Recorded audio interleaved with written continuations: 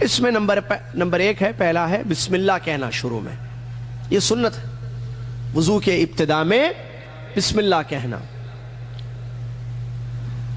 تو اگر کوئی شروع وضو میں بسم اللہ کہنا بھول جائے اور درمیان میں اس کو یاد آ گیا، جیسے وہ چہرہ دھو رہا تھا یا سر کا مسح کر رہا تھا، اس کو یاد آ گیا، تو کیا کرے گا؟ وہ اسی وقت پڑھ لے گا بسم اللہ۔ ٹھیک ہے، چلیے۔ ایسے بھی ہو سکتا ہے کہ شروع میں بسم اللہ پڑھنا بھول گیا، درمیان میں بھی یاد نہیں آیا، اور اس نے وضو کمپلیٹ کر لیا، اپنا مکمل دھو لیا، پیر بھی دھو لیا۔ اب وضو ختم کرنے کے بعد اس کو یاد آیا کہ میں تو شروع میں بسم اللہ نہیں پڑھا۔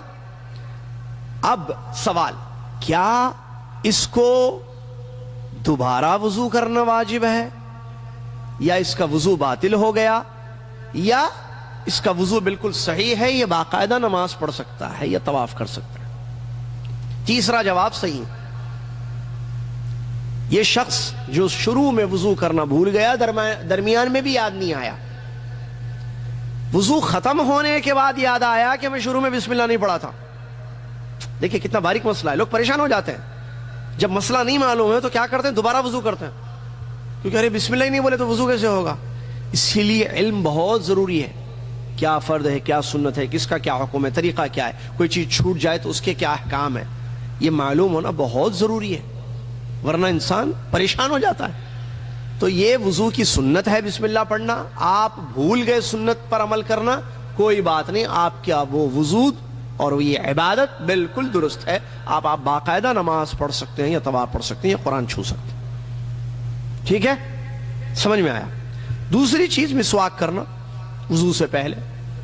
پیارے نبی علیہ الصلوۃ والسلام کی حدیث، لولا ان اشق علی امتی لامرتهم بالسواک مع کل وضوء، اگر میری امت پر تکلیف کا ڈر مجھے نہیں ہوتا تو ہر نماز سے پہلے وضو کرنے کا حکم دیتا تھا، یا ہر وضو کے ساتھ، عفواً حدیث ہے، ہر وضو کے ساتھ میں مسواک کرنے کا آرڈر دیتا تھا ان کو۔ اور یہ مسند احمد کی، حاکم کی صحیح حدیث ہے، علامہ البانی رحمۃ اللہ نے اس کو حسن قرار دیا ہے، حسن سند کی حدیث ہے۔ تو مسواک کرنا وضو سے پہلے یہ سنت میں سے ہے، وضو کی اچھی چیز ہے۔ ٹھیک ہے، وہی بات، پھر اگر کوئی مسواک نہیں کر کے وضو کر لیا تو وضو ہوگا یا نہیں ہوگا؟ ہو جائے گا، کیونکہ یہ فرض میں سے نہیں ہے، یہ کس میں سے ہے؟ سنت، وضو ہو جائے گا، لیکن کرنا اچھی چیز ہے۔ تیسرا سنت، اعضائے وضو کو 2 یا 3 بار دھونا، یہ بھی کیا ہے؟ سنت ہے۔ پھر فرض کتنی مرتبہ دھونا ہے؟ 1 مرتبہ، 1 مرتبہ دھونا تو فرض ہے، لیکن جو 2 مرتبہ اعضائے وضو کو دھویا جاتا ہے، پارٹس آف وضو کو، یا 3، یہ سنت ہے۔ کیا مطلب؟ اس کا مطلب اگر کوئی ایک کلی کر لے وضو صحیح ہے اس کا، 1 مرتبہ چہرہ دھو دے اس کا وضو صحیح ہے، 1 مرتبہ پیر دھو دے یا 1 مرتبہ چہرے کو دھو دے تو اس کا وضو صحیح ہے، ناک صاف کر لے کر صحیح ہے۔ تو پھر 2 اور 3 مرتبہ جو دھوتے ہیں صحیح ہے، سنت ہے وہ۔ اور آپ کو معلوم ہونا چاہیے، پارٹس آف وضو کی جب بات آ رہی ہے، 1 مرتبہ رسول صلی اللہ علیہ وسلم کا حدیث سے ثابت ہے دھونا، 2 مرتبہ بھی آپ نے پارٹس آف وضو کو دھویا، 3 مرتبہ دھویا ہے، اور کسی پارٹ کو 1، کسی پارٹ کو 2، کسی کو 3، آگے پیچھے بھی کیا ہے، سب صحیح۔ چاروں طریقے حدیثوں سے ثابت ہیں۔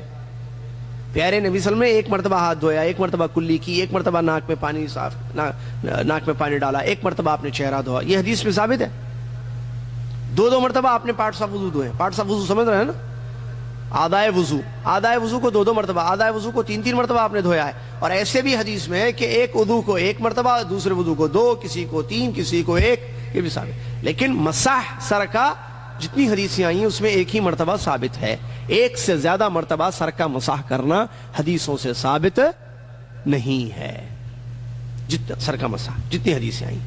البتہ اس کے علاوہ جیسا چہرہ، ہاتھ اور پیر، ٹھیک ہے، یہ 1، 2، 3، 1 تو واجب ہے، ضروری ہے، فرض ہے، 2، 3 مرتبہ یہ کیا ہے؟ یہ سنت ہے۔ چلیے، بعض دفعہ پانی کم آتا ہے، آپ 1 مرتبہ دھو لیجیے، بعض دفعہ جلدی رہتی ہے، جلدی نہیں بھی ہے، ایسی ہے، دھو لیجیے بھائی، ضروری نہیں ہے 3 مرتبہ دھونا، 2 مرتبہ بھی دھوئیے آپ۔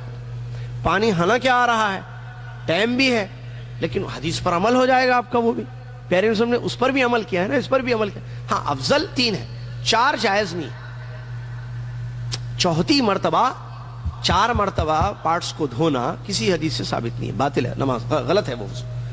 لیکن 1 2 3 اور مکس صحیح. تو کبھی ایسے بھی ہو کبھی ویسے بھی ہو.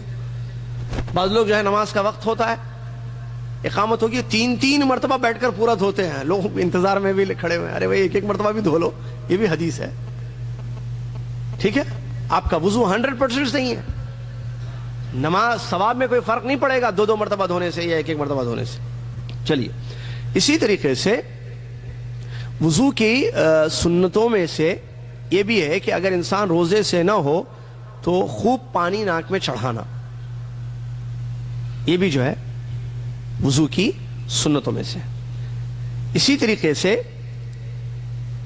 اچھی طریقے سے وضو کرنا, یعنی رگڑ کر دھونا اعضائے وضو کو, اس کو بھی وضو کی سنتوں میں شمار کیا. وہ جو میں نے ابھی بتایا کہ روزے میں نہ ہو انسان تو کلی کرنے میں اور ناک میں پانی چڑھانے میں مبالغہ کرنا, یعنی کلی اچھی طریقے سے کرنا اندر تک, اور ناک میں بھی پانی خوب چڑھانا روزے میں نہ ہو تو یہ سنتوں میں سے.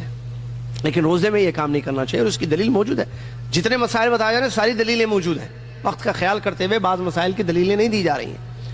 اللہ کے نبی علیہ الصلوۃ والسلام کی حدیث ابو داؤد نسائی کی صحیح حدیث کہ نبی علیہ الصلوۃ والسلام نے فرمایا وبالغ فی الاستنشاق الا ان تکون صائما, ناک میں پانی چڑھانے میں ناک میں خوب پانی چڑھاؤ الا یہ کہ تم روزے سے ہو, یعنی روزے میں ہو تو پھر زیادہ ناک میں مت کھینچنا, ڈر ہے کہ حلق میں پانی نہ چلا جائے اس کی وجہ سے روزے کی حالت.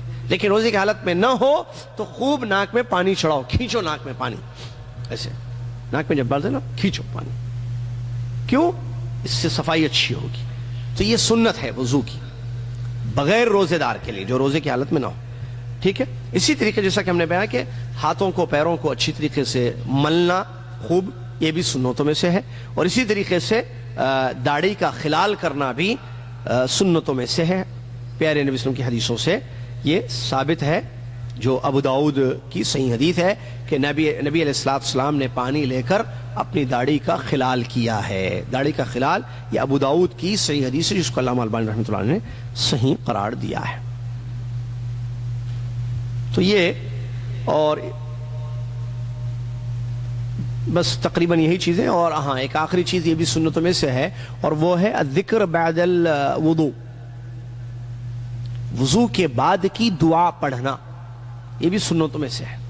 وضو کی بعد کی مشہور دعا ہے اشہد ان لا الہ الا اللہ وحدہ لا شریک لہ واشہد ان محمدا عبدہ ورسولہ. اور بھی دعائیں ہیں, یہ بھی ایک مشہور دعا ہے جو بخاری اور مسلم سے ثابت ہے. اس دعا کی فضیلت میں حدیث ہے, پیارے نبی علیہ الصلوۃ والسلام نے فرمایا ما منکم احد یتوضا فیسبق الوضوء ثم يقول اشهد ان لا اله الا الله وحده لا شريك له واشهد ان محمدا عبده ورسوله الا فتحت له ابواب الجنه الثمانيه يدخل من ايها شاء الحديث وكما قال. دیکھیے وضو کے بعد کی دعا پر کتنی بڑی فضیلت آئی ہے. حالانکہ سنت ہے لیکن پڑھ لے انسان تو کتنا اس کو فائدہ ہوگا. رسول اللہ صلی اللہ علیہ وسلم فرماتے ہیں تم میں سے اگر کوئی انسان اچھی طریقے سے وضو کرے, ڈھنگ سے اچھی طریقے سے, اور پھر وضو سے فارغ ہونے کے بعد یہ دعا پڑھے اشہد ان لا الہ الا اللہ وحدہ لا شریک لہ واشہد ان محمدا عبدہ ورسولہ, تو اللہ تعالیٰ جنت کے 8 دروازے اس کے لیے کھول دے گا, جس دروازے سے چاہے داخل ہو جا. وضو کے بعد کی دعا پڑھنے کی فضیلت میں, تو وضو کے بعد کی یہ دعا ہے اور یہ فضیلت ہے اور یہ سنتوں میں سے ہے, وضو کی سنتوں میں سے.